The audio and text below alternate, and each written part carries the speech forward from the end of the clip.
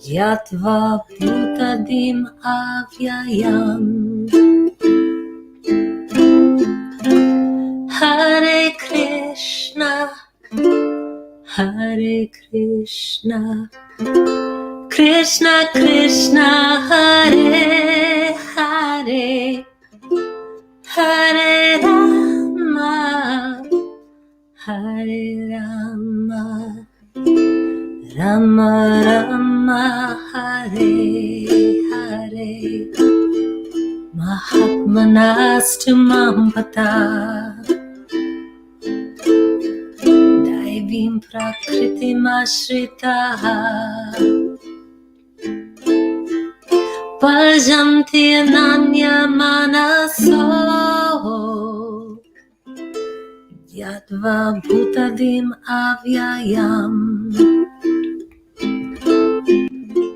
Hare Krishna, Hare Krishna, Krishna Krishna, Hare Hare, Hare Rama, Hare Rama, Rama Rama, Hare Hare.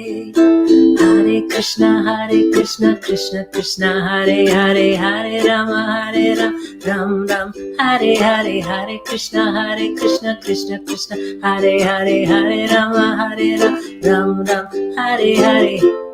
Hare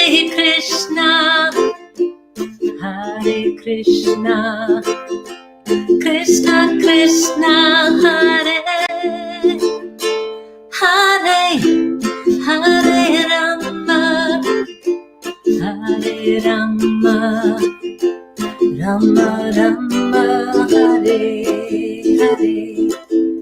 Hare Krishna, Krishna Krishna, Hare Hare, Hare Rama, Rama Rama, Hare Hare, Hare Krishna, Krishna Krishna, Hare Hare Rama, Ram Ram, Hare Hare, Hare Krishna, Krishna Krishna, Hare Hare, Hare Rama, Ram Ram, Hare Hare, Hare Krishna, Krishna Krishna, Hare Hare Rama, Ram Ram, Hare Hare.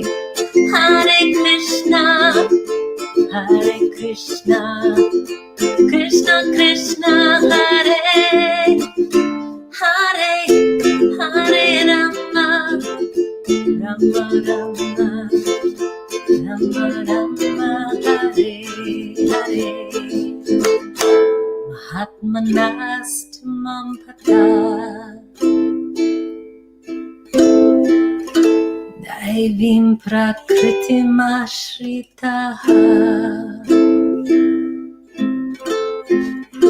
Bhajanti Ananya Manaso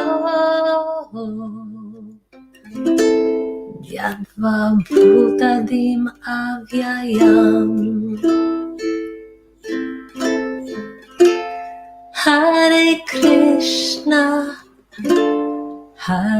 Krishna, Krishna Krishna, Hare Hare, Hare Rama, Hare Rama, Rama Rama, Hare Hare.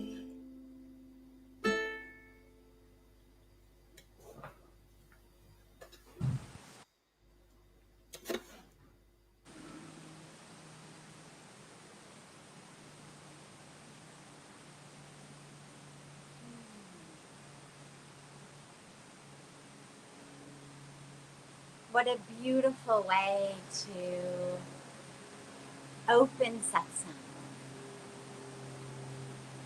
By opening our hearts in love and devotion, chanting God's name.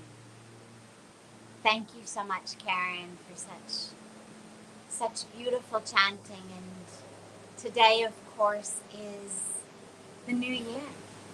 By the Hindu calendar, it's the New Year day in India. And of course, throughout the rest of the world, but just celebrated more in India. The first day of Navaratri is this New Year's Day. And so it's a double special blessing. We have the first day of our 9 days dedicated to the Mother Goddess, and the first day of the new year. And of course, to begin the year with the Goddess, with the Mother, is not a coincidence. It's how anything and everything happens.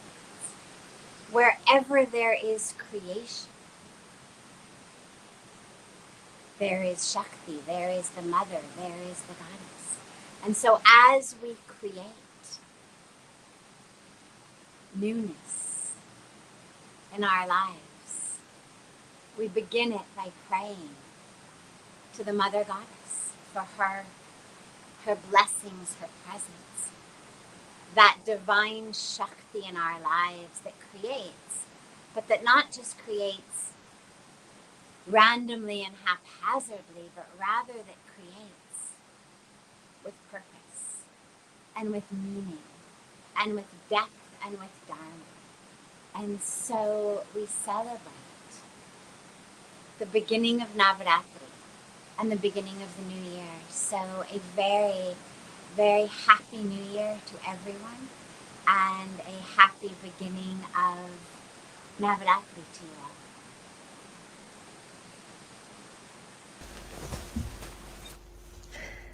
So we have some questions for you, if we can. Okay. All right. There's a question that says, hello, I'm fairly new to Hinduism, and I find that many of the ideas and practices are easy to integrate, but I'm having troubles with daily puja. It never really feels right. My mind wanders, and I'm rather confused. What should I do? So the wandering mind is something, of course, that impacts and afflicts us regardless of what we're doing. It's a quality of the mind, the monkey mind.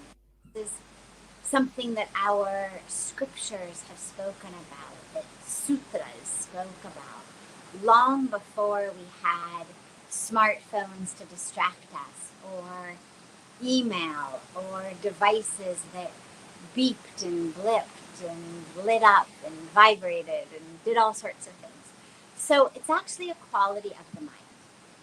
But we notice it most when we're trying to quiet the mind in meditation, in chanting, in yoga, in puja.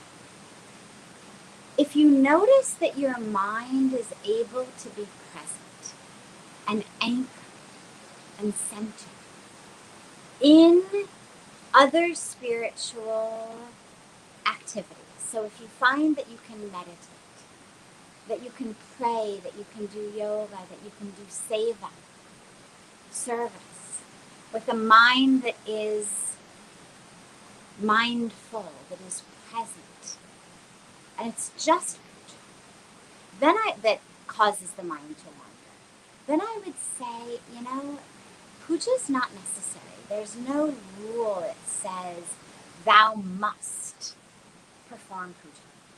Puja is just a way of connecting us to God. What do we do in puja? We have so many different types of puja, but there's many aspects that are consistent. We offer the 5 elements. We offer water. We offer the earth, whether in the form of flowers, in the form of rice. We offer fire. We offer air and ether. So you'll see incense, and you'll also see waving of fans or of lamps. We offer the elements back to the divine to remind us that the creation is sacred, that the 5 elements are sacred. But God doesn't need them. It's not that God is relying on our rice or our water or our milk and abhisheks, that somehow God is hungry or thirsty or needs our fire or our flowers. Puja is for us. Puja is to remind us to connect with the divine. So if you find that you are able to connect in other ways, in your service, in your meditation, and it's just puja that makes you feel like, I don't really get this, this is weird, my mind doesn't anchor, then don't worry. Let your life be puja. As you are engaging in seva, offer that to God. Whatever you may be doing. You may be stuffing envelopes and, for a beautiful nonprofit organization. You may be doing design work for them. You may be making phone calls for them. You may be doing any one of hundreds of different things. You may be making food for the homeless. You may be distributing blankets. You may be offering medical care. You may be working in a school. You may be reading to blind people or elderly people. Whatever you're doing, offer it to the divine. There's a beautiful teaching in the Bhagavad Gita that says, Yat karoshi yadashnasi yajtahoshi dadasiya Yat tapasyasi kaunteya hat kurushva madarpana. And it means whatever you do, whatever you eat, whatever actions you perform, whatever you offer, whatever rites or rituals or ceremonies you do, everything and anything, offer it to me. Lord Krishna is saying this. Offer it to me. Offer it to God.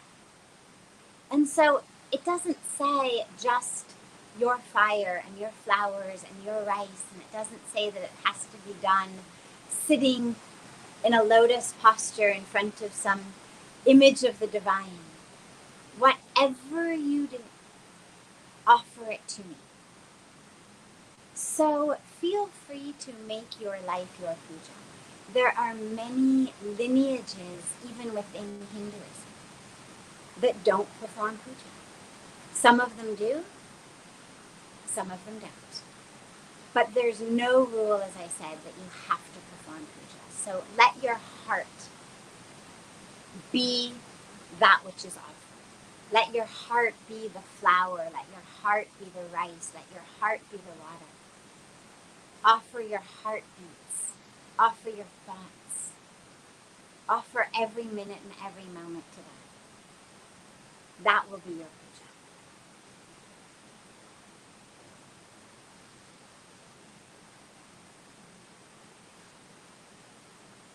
And I know that we have questions that have come in advance, but I also know that we have a way for all of you to join on and ask questions. So there's a link in the text as you're watching this on Facebook, on YouTube. There's a link there. If you want to join live and ask questions, feel free to just click that link and our beautiful Seva team will bring you on. Bharam Puja Swamiji, I can't Sadhviji, how hear are you? Good. Am I on? Hold on. Can you hear me now? Okay. Am I now? Yes, no? Yes, Yeah. wonderful, wonderful. Good evening. How are you? Wonderful. It's so good to see you. It's so good to see you. We've actually got someone online that would like to ask a question. I think you even know her, Renuka Matthews. She responds all the time to all of our posts and things like that. And so we're going to go ahead and welcome her now. Great. Renuka, hello. How are you? Namaste. Namaste, namaste. It's good to see you. Welcome. Good to see you too. Thank you. Thank you. Can you hear me? Yes, of course. We can hear you perfectly. Good.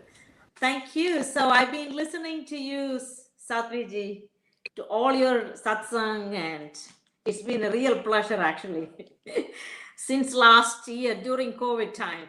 So, and I've been really blessed. Wonderful, Renuka. I'm so glad to have you. And I'll be reaching out to you maybe in the next couple of months or so to see. I want to do some sort of I don't know how to. Just trying to see. I want to do some kind of a project with you, trying to and see. It's sort of like not an orphanage, but there is some kind of a feeding for the people. So since I couldn't come and visit last year, I thought maybe I'll just do that. But maybe I'll email and I'll start that maybe in the next week or so. And Absolutely. yeah, so but it's been always, I'm been doing yoga as well in the morning.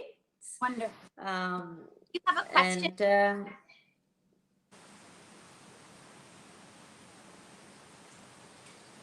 I didn't hear you, Sadhviji.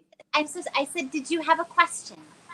No, I just want to say hello, and it's a pleasure finally, be able to chat briefly with you. So, but no, all is good. I'm, really devoted and doing yoga and practicing and doing all the things with you. So it's been good, and happy to chat with you. Yes. We're so glad you finally got a chance to join us, and I'll keep responding to all of your wonderful comments. Thanks so much, Renuka. I know.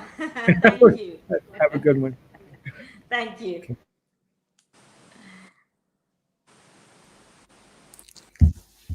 Hi. Okay, we have another question that's come in. It says I've struggled with substance abuse for about 10 years of my life, and I'm very ashamed of how I've acted during this time, and I've ruined many relationships. Even though some of these people have forgiven me, I still can't forgive myself for who I was and how I acted. How do I redeem myself? And how do I stop hating myself for who I was? Beautiful. I think that regret, repentance are so common. The dilemma becomes when it falls into guilt. So having regret and repenting for something are both very normal, very natural reactions. We know that we have a very limited amount of time here on planet Earth, and to spend any of that time engaged in behaviors and activities that are not in alignment with our truest self is something that eats at us.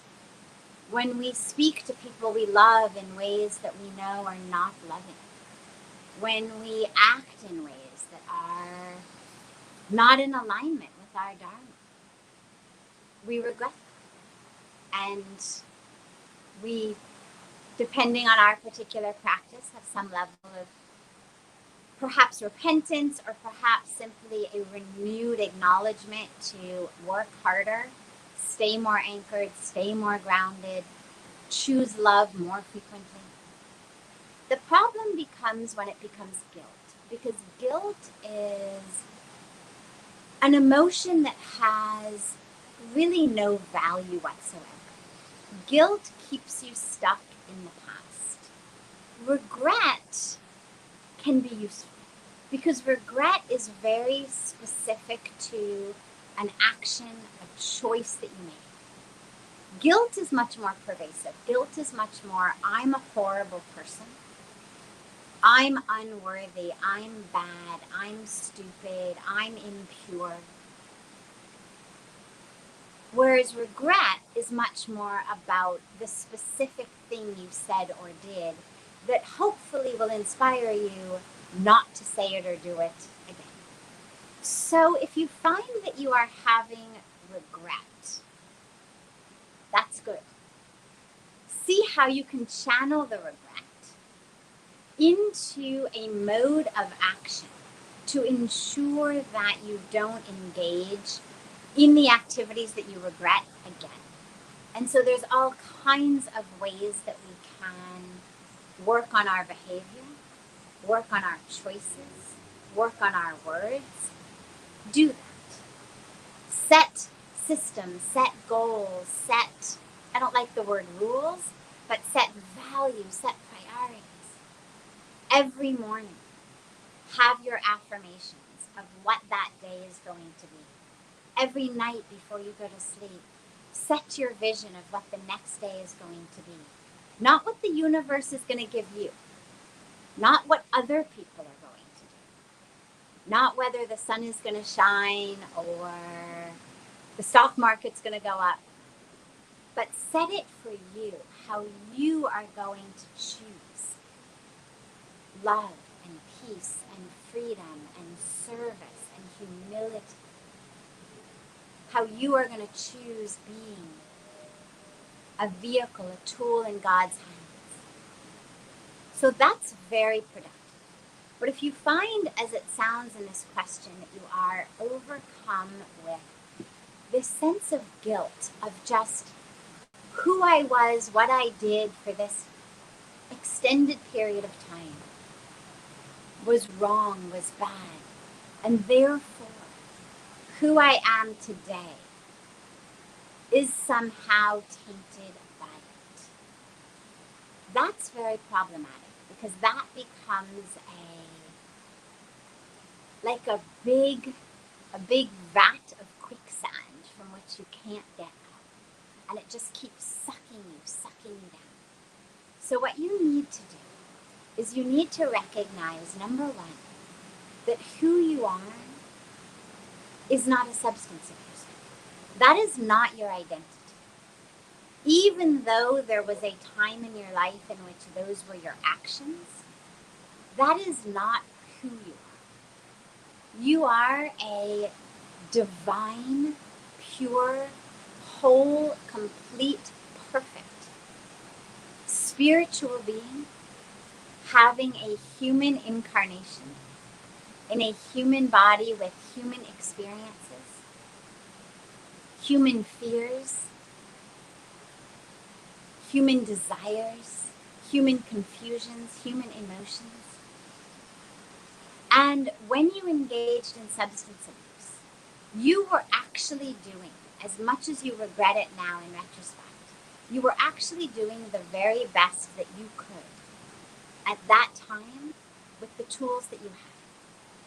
You turned to drugs in order to take care of something that was going on inside of you. You turned to drugs looking for something better, something deeper, some way to get out of your present moment experience.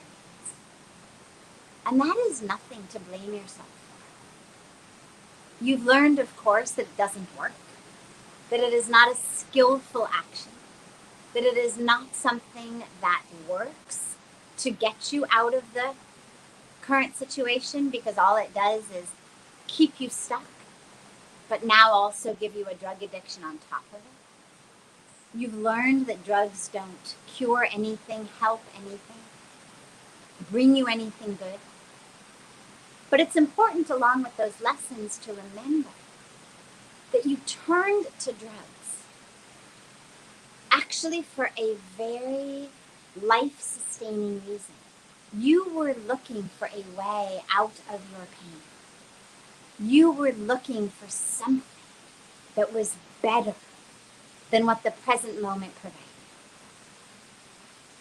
And of course, you found that drugs were not the answer.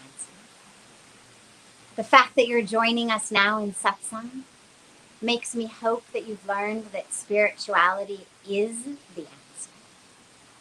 But those months or those years that you wasted, in which you hurt people inevitably, you hurt yourself inevitably, you need to look back on them in the same way that we look back on ourselves in childhood, for example.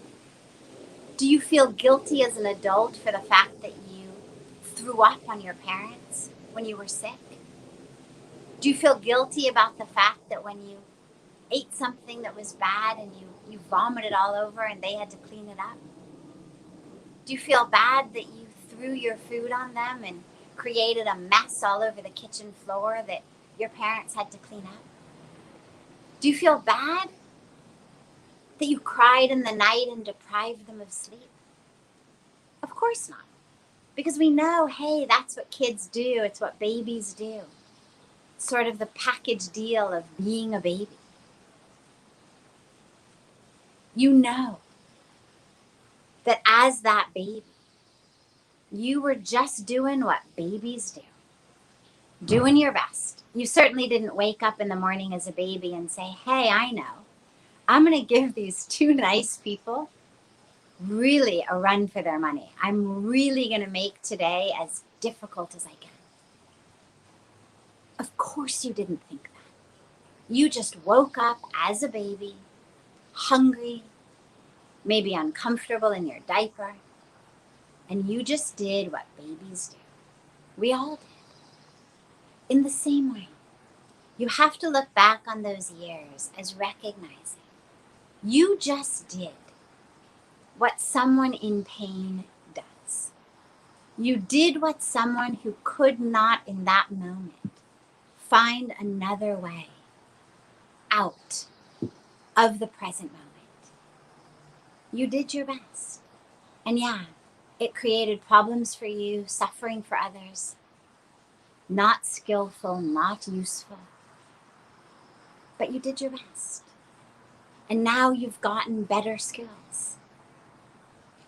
Now you're no longer that baby puking on other people, throwing your food on things, making a mess. You've grown. In the same way, you're no longer that substance abuser. You've grown. But in all of the cases throughout the whole story, the whole history, who you are at the core has not changed. Who you are at the core, that purity, that wholeness, that divinity, that consciousness, that has always been you. You just made decisions that were not very skillful, that were coming out of a place of ego, of fear. And now you're making different decisions. So what you need to do, number one, is have compassion. Have compassion for that psyche, that ego, that fear, that experience of a person who you identified with in those days. Just as you would have compassion if it were a friend of yours who came to you and said, hey, you know, I really made a mess before. Have compassion. Look at that being, not as you, but as a separate being who was suffering, who was struggling, who was doing the best they can. And have compassion for that being. Out of that compassion, the forgiveness will grow. Develop compassion. Develop love for that person. And the forgiveness will automatically grow.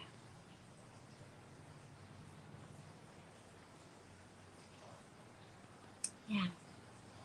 It's a beautiful, beautiful moment. You can choose different. Hi. Yes. How Yes. does one get good health? If someone is not having great health, it's difficult for them to sit for long in meditation. So, I am Bhavna. I just want to clarify the question. If it's difficult for someone to sit for a long time in meditation, what should they do? Was that the question? Yes, as they are having some issues with backbone, Okay. sleepless. Okay. So there is no rule, just like we began with the question about puja, that there's no rule that you have to give rice to God or milk to God or flowers to God in puja.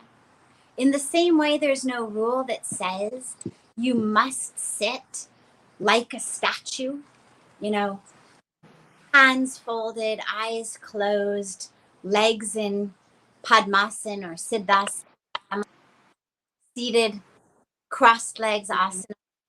There's no rule. So we can sit in any position, or even if you are lying down, we can chant the mantra. Absolutely, you can sit in a chair. You can even lie down. The issues are that most of us, when we lie down, we tend to fall asleep. And so you want to make sure that you are awake for meditation, because sleep is very beautiful. but it's very different from meditation. So you don't want to have your meditation during sleep. So lying down, I would suggest only if you are very well rested, very alert, very awake. But otherwise, you can certainly sit in a chair.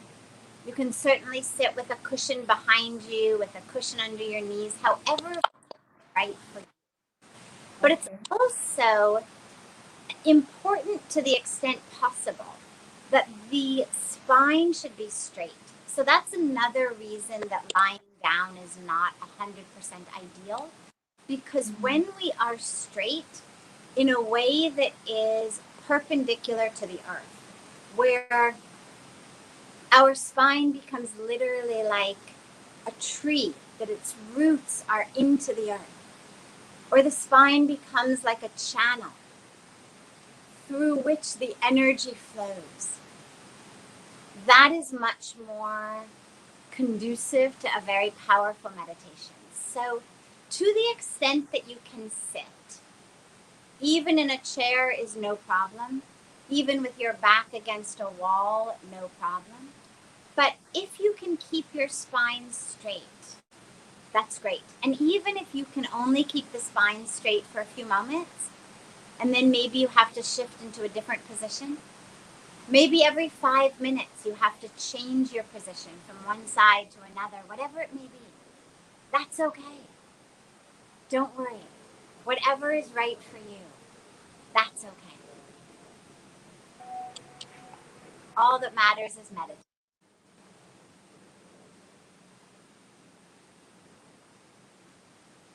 Yes.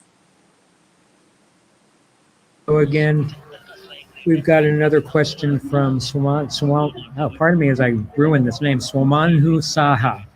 She's very interested in getting this asked. So sometimes our mental inclinations are so strong that we do something wrong or sinful still even after we know that it's wrong. Is it possible to change mental inclinations forcibly, or only with time will it self-correct itself?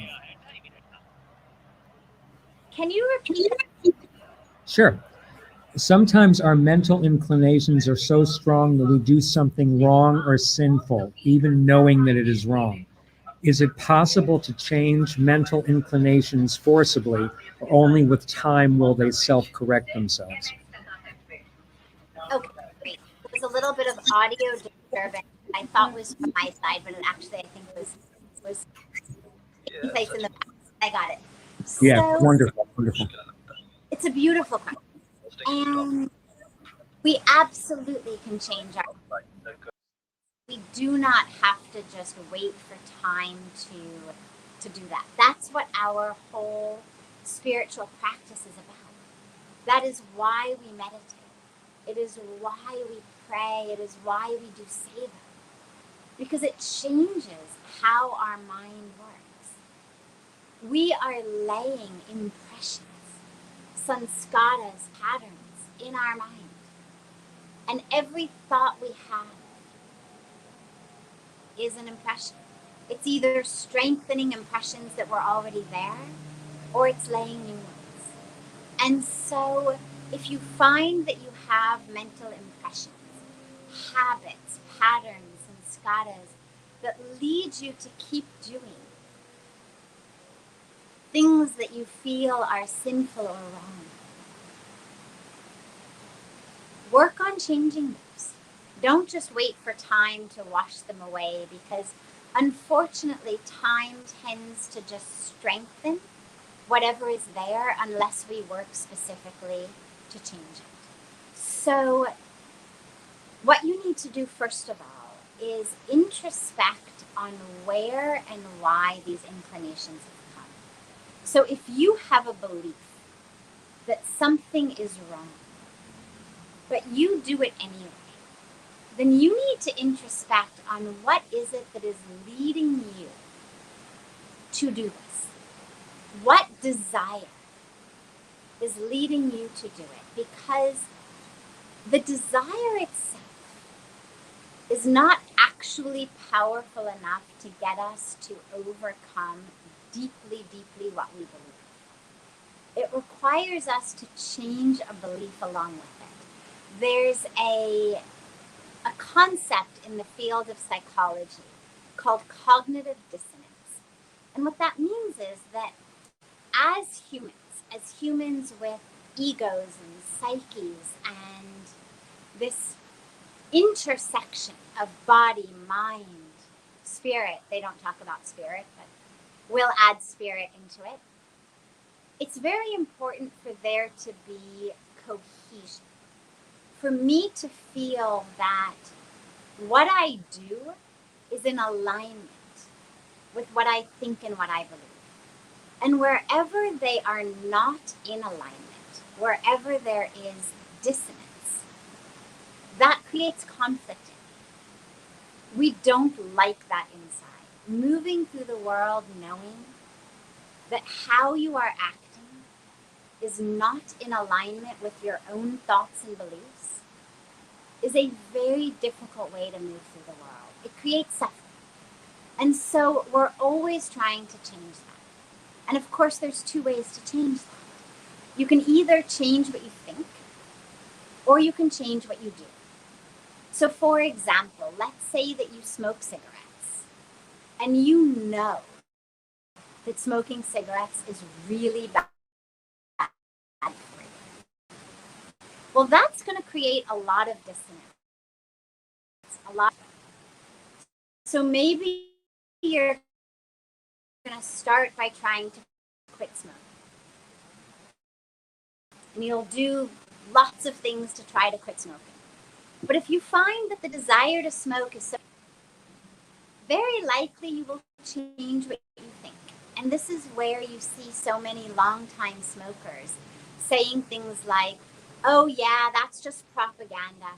It's not harmful. Hey, look, I've been smoking for 30 years. Nothing's happened to me yet. Or, hey, you know, my friend's mother-in-law smoked 2 packs a day her whole life and she's still kicking at 95. We change our thoughts to match the behavior in order to bring consonance, alignment, rather than dissonance. So in the case of your situation, if you are engaging in behaviors that you know or you believe to be wrong and sinful, if you don't change the behaviors, what will happen is you're going to change your thoughts.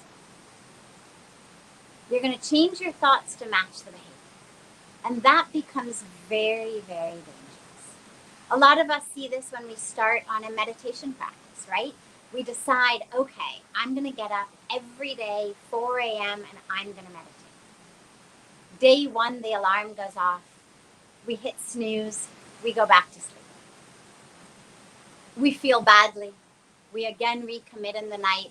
I'm going to get up the next day. Again, we set the alarm.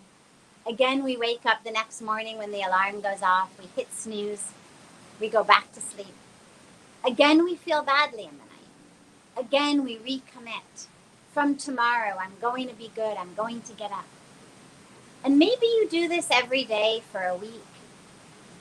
Maybe 2 weeks if you're really tenacious. But at some point, your mind is going to decide that, hey, whoever said 4 a.m. was a good time to meditate? I'm sure they invented that whole Brahma Muhurt thing. Anyway, who says meditation is so important? I'm a good person. Why meditate? And you're going to change your thoughts to match the behavior. Or maybe you're going to start to think, you know, I should meditate, but I'm the type of person who just can't stick with anything. I don't do anything I set my mind to. That's also a very, very dangerous way to think. And so this is why changing the behavior is so important, so that we don't find ourselves changing the thought.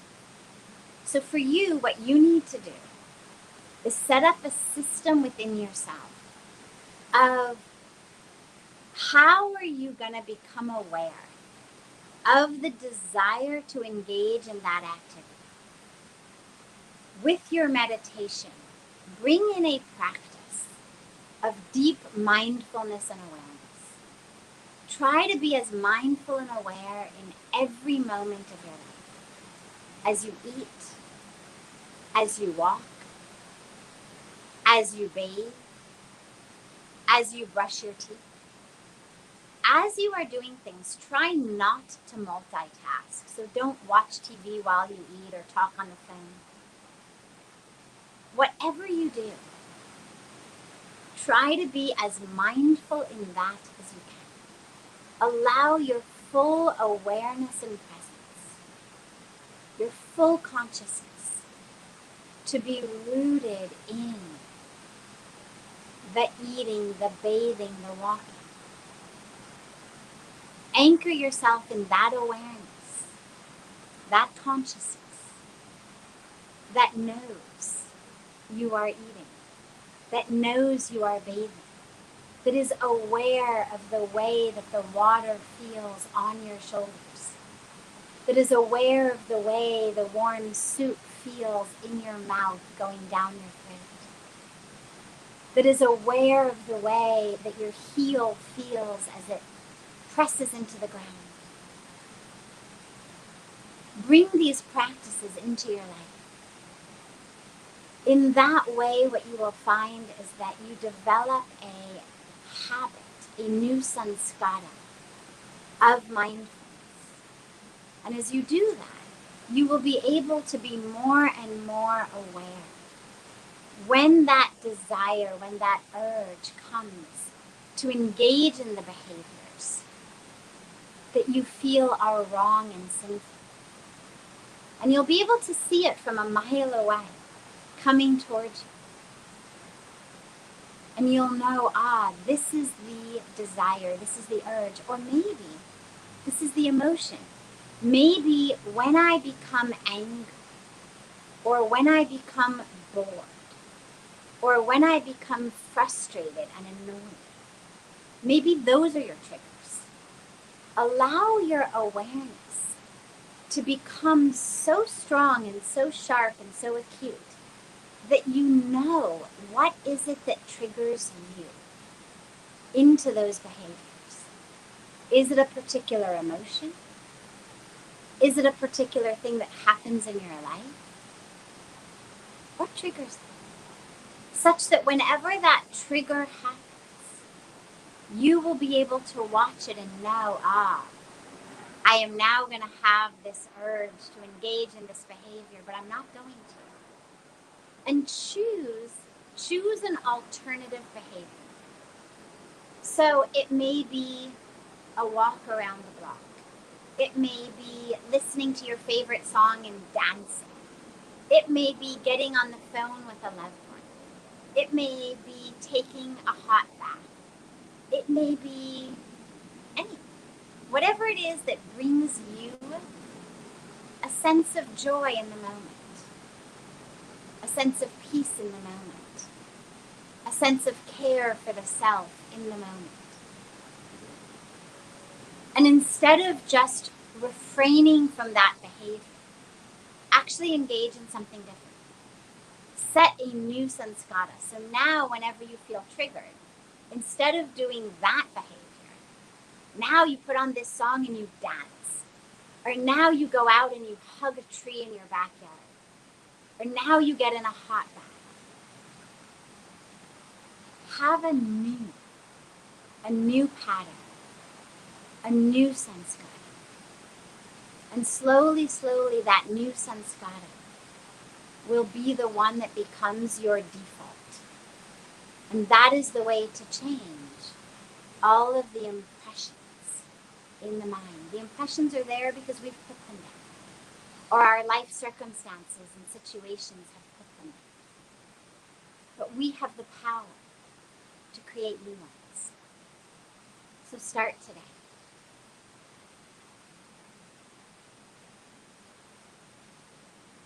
Thank you all so much for joining together in this beautiful, beautiful time of satsang. Deep gratitude to our beloved Seva team at Parmarth for getting us live and on, and for moderating this, to Sevanandaji for moderating this so beautifully, to Karen for the beautiful opening chants and music, and to the whole behind the scenes team at Parmarth for running this. Have a beautiful, beautiful rest of your evening, your day, and we'll see you on Friday, same time for our live meditation, and Saturday again for Satsang. I just wanted to jump in here for a minute as well. We have several people waiting in line for questions, actually, which is a beautiful, beautiful thing. Thank you all so much for joining us tonight. What a blessing. What an absolute blessing. I'd like to invite all of you to come back on Saturday when we have Divine Satsang again. Don't forget meditation on Friday, but then Satsang on Saturday. And if you'd like, go ahead and put your question into the private chat, and we'll go ahead and take those questions and add it to our list so that Sadhviji can ask them or respond to them at another time as well. So thank you so much for a beautiful, beautiful, beautiful evening. Blessings to you. Much, much, much love.